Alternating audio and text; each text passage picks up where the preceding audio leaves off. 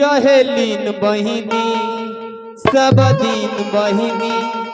शिव के चर्चा करे ले रोज दिन बहिनी कि जेकरो नया बे ओकरो बताबे और जेकरो नया बे ओकरो बताबे शिव चर्चा करावे आय हाय रे शिव चर्चा करावे कि रहे लीन बहिनी सब दिन बहिनी शिव के चर्चा करे ले रोज दिन बहिनी जेकरो नया बे ओकरो बताबे जेकरो नया बे ओकरो बताबे शिव चर्चा करावे सफर से हाय हाय रे शिव चर्चा करावे हाय हाय रे शिव चर्चा करावे हाय हाय रे शिव चर्चा करावे कि रहे लीन बहिनी सब दिन बहिनी शिव के चर्चा करे ले रोज दिन बहिनी जेकरो नया बे ओकरो बताबे जेकरो नया बे ओकरो बताबे शिव चर्चा करावे आय हाय रे शिव चर्चा करावे आय हाय रे शिव चर्चा करावे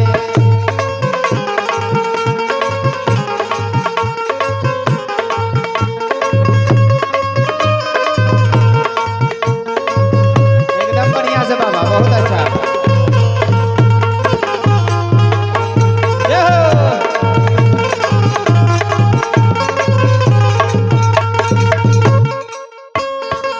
उठी सुती करेला रोजो नमा नमा कहेला चर्चा से मिल गया नमा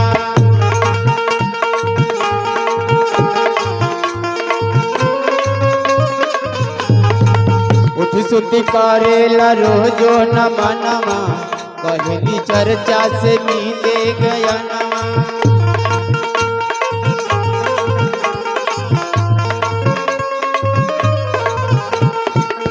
शंकर भगवान के सबसे ज्यादा मन पसंदीदा चीज कौन सा है कौची है लंगलता चाउमीन छोला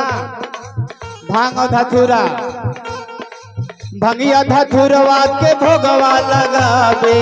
भंगिया धतूरवा के भोगवा लगावे शिव चर्चा करावे आय हाय रे शिव चर्चा करावे आय हाय रे शिव चर्चा करावे ए बाबा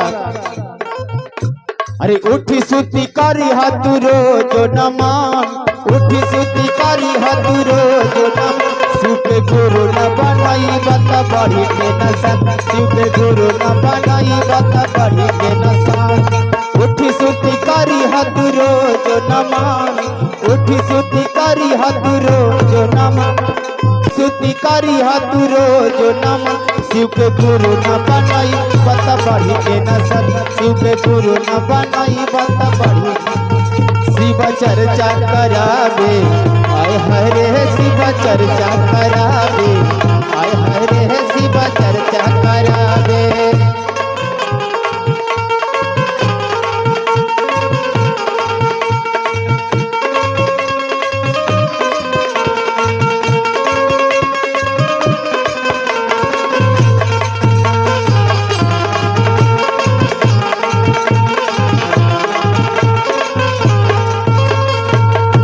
भजन में 3 सूत्र होना जरूरी है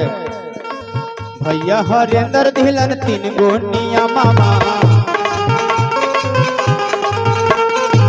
पहिला में दया नमन करिहा नमा नमा देखिए अभी इससे पहले मधुसूदन भैया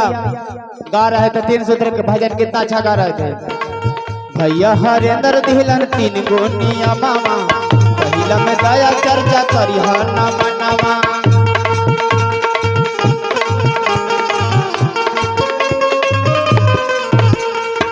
शिव के चरचवा में मनवा लगावे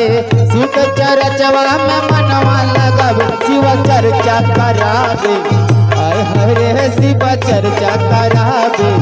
आय हाय रे शिव चर्चा करावे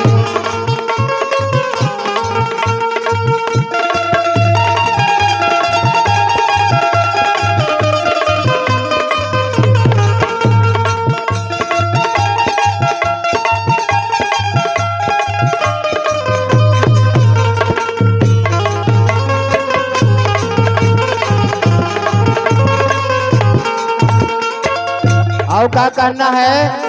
गाँव गाँव जाके सबको बताना है, गाँव गाँव जाई के सबके बताई, अपन गुरु के गुरु बनाई, गाँव गाँव जाई के सबके बताई, शिव गुरु के तू गुरु बनाई।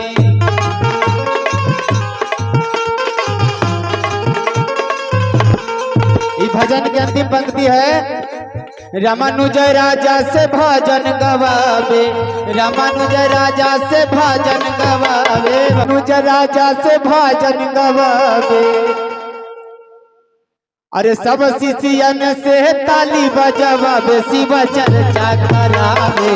आय हाय रे शिव चर्चा करावे, आय हाय रे शिव चर्चा करावे।